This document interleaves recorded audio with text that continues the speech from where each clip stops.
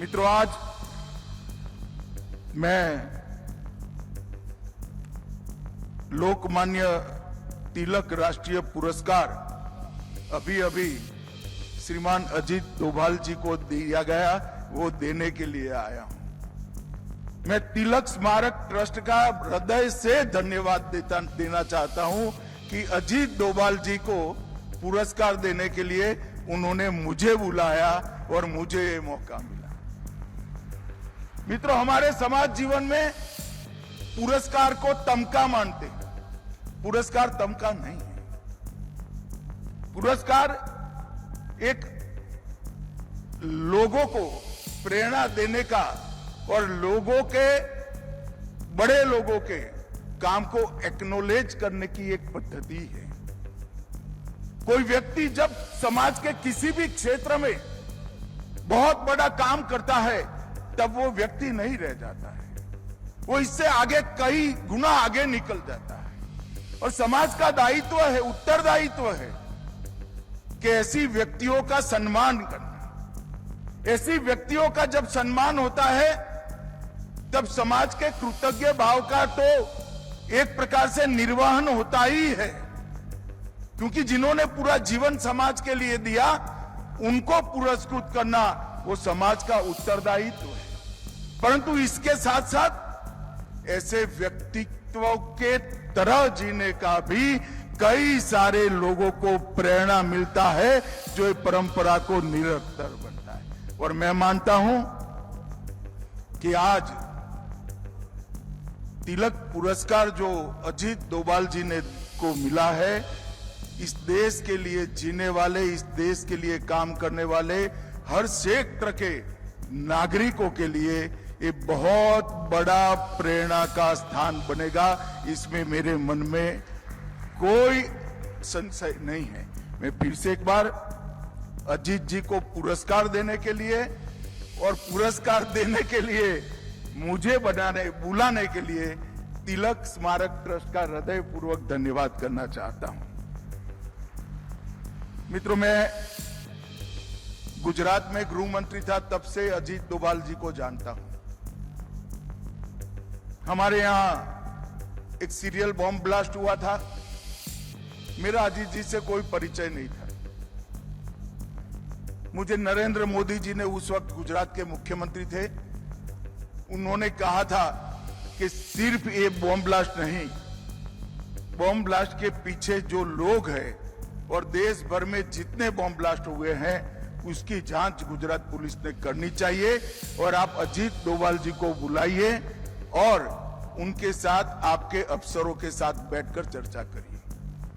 मुझे याद है, मेरे घर पर अजीत जी आए थे, दोपहर का वक्त था, और उन्होंने जो टिप्स दी थी, इसका परिणाम ये था कि न केवल अहमदाबाद बॉम्ब ब्लास्ट, देश भर के 13 बॉम्ब ब्लास्ट एक साथ गुजरात पुलिस ने रिजॉल्व किए थे। ये बहुत बड़ी उपलब्धि।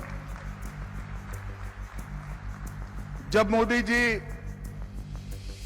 2014 में प्रधानमंत्री बने, उन्होंने सबसे पहला अपॉइंटमेंट प्रधानमंत्री के नाते किया था, तो प्रिंसिपल सेक्रेटरी का नहीं किया था, अजीत डोभाल जी के एनएसए के रूप में चयन करने का काम।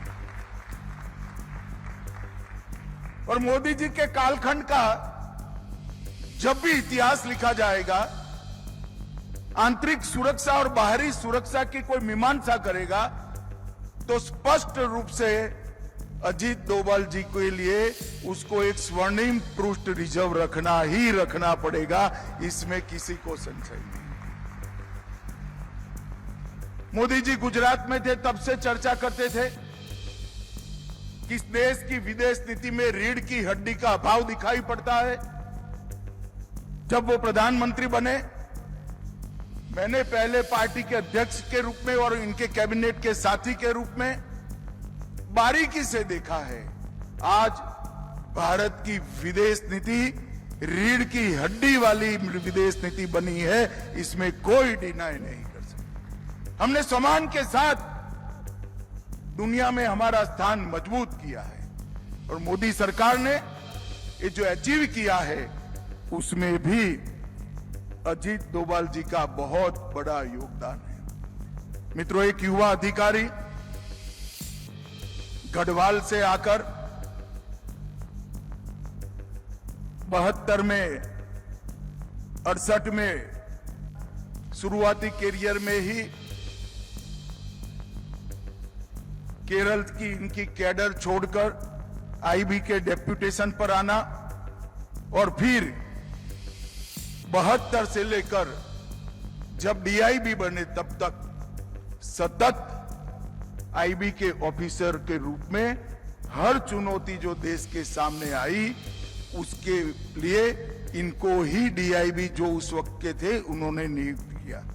पूर्वोत्तर, सिक्किम, जम्मू कश्मीर, पंजाब, पाकिस्तान में रहकर कई जगह पे इन्होंने एक अद्भुत योगदान देने का काम किया है, जिसका चित्रांकन और जिसका मूल्यांकन संभव ही नहीं, क्योंकि आईबी के जो अफसर करते हैं, जो उनकी ड्यूटी निभाते हैं, वो कभी पूर्ण रूप से घोषित नहीं होती। पाकिस्तान में भी अजीत डोभाल जी ने 6 साल तक काम किया और बड़े क्रूशियल समय में काम किया। उसके बाद आईबी में उनको ऑपरेशन विंग में नियुक्त किया गया और मैं गृह मंत्री के नाते कह सकता हूं, मल्टी एजेंसी सेंटर देश की आंतरिक सुरक्षा की रीढ़ की हड्डी आज बना है। मोदी जी के आने के बाद 19 के बाद हमने उसको पूरी तरह से पुनर्जीवित भी किया है और एक नया अवतार भी आज के समय के रूप में लाए हैं। परंतु मैक के स्थापक अध्यक्ष अगर कोई था तो अजीत डोभाल जी थे। उन्होंने ही मैक की नींव, मजबूत नींव रखने का काम किया। 2004 में डीआईबी बने और डीआईबी बनने के बाद 2005 में वो सेवानिवृत्त हुए। मित्रों, उसके बाद भी विवेकानंद इंटरनेशनल फाउंडेशन के माध्यम से भारत की विदेश नीति, भारत की आंतरिक सुरक्षा और भारत की बाहरी सुरक्षा ये सुनिश्चित करने के लिए लगातार वो अनेक सालों तक काम करे। 2005 से 14 का विवेकानंद इंटरनेशनल फाउंडेशन के अध्यक्ष के रूप में उनका कार्यकाल और वहां पर जो चिंताएं की गई, चर्चाएं की गई, जो निष्कर्ष पर पहुंचा गया, वो निष्कर्ष सारा रिजोल्यूशन में और किताबों में बंद था। मगर 2014 में जब नरेंद्र मोदी जी प्रधानमंत्री बने, अजीत डोभाल जी को उन्होंने एनएसए बनाया और जो भी मंथन हुआ था उसको जमीन पर उतारने का काम कर दिया। अजीत डोभाल जी को हम एनएसए के रूप में जानते हैं, मगर हम नहीं जानते क्योंकि ऐसी चीजों का प्रचार नहीं होता है।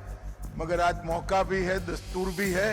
अजीत डोभाल जी देश के सबसे लंबे कार्यकाल तक एनएसए रहने का सम्मान भी श्री अजीत डोभाल को जाता है। और उन्होंने अनेक दृष्टि से भारत की सेना को आधुनिक बनाना, समसामयिक परिवर्तन करना, सेना के अंदर टेक्नोलॉजी और वीरता दोनों का एक अद्भुत फाइन ट्यूनिंग करना, कई प्रकार के बड़े फैसले अजीत जी के कार्यकाल में नरेंद्र मोदी जी ने लिए हैं। और नरेंद्र मोदी जी के फैसलों के पीछे डोभाल जी का बहुत लंबा अनुभव सिद्ध सलाह भी होता था।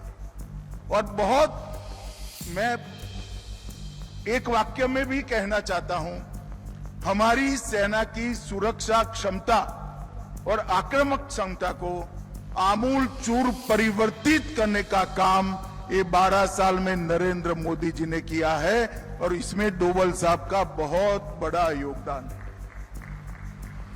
इसलिए जब मुझे ट्रस्ट का फोन आया कि श्री अजीत डोभाल जी को हमारी कमेटी ने इस वर्ष के तिलक पुरस्कार के लिए चयन किया है, अगर आप आ सकते हैं तो हमें अच्छा लगेगा।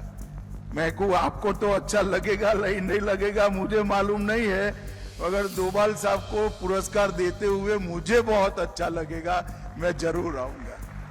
और मित्रों, आज हमने इस सभागार में बैठकर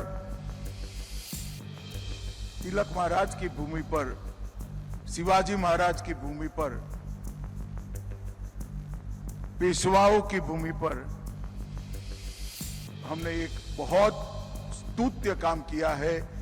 एक अणिशुद्ध देशभक्त, एक जन्मजात देशभक्त का सम्मान करने का मैं ईश्वर को प्रार्थना करता हूं, और देश भर के कई लोग करते हैं कि अजीत डोभाल जी शतायु हो और लंबे समय पर तक पूर्ण स्वास्थ्य के साथ अपना योगदान देश की सुरक्षा के लिए देते रहे। और मैं फिर से एक बार तिलक स्मारक ट्रस्ट को भी बहुत बहुत धन्यवाद करना चाहता हूं कि इन्होंने एक बहुत स्तुत्य काम किया है कि अजीत डोभाल जी को महान तिलक स्मारक से अवार्ड से आपने पुरस्कृत किया है। इसके लिए हम सब आपका धन्यवाद करते हैं। मेरी बात यहीं समाप्त करता हूं। वंदे मातरम। संस्कृत में एक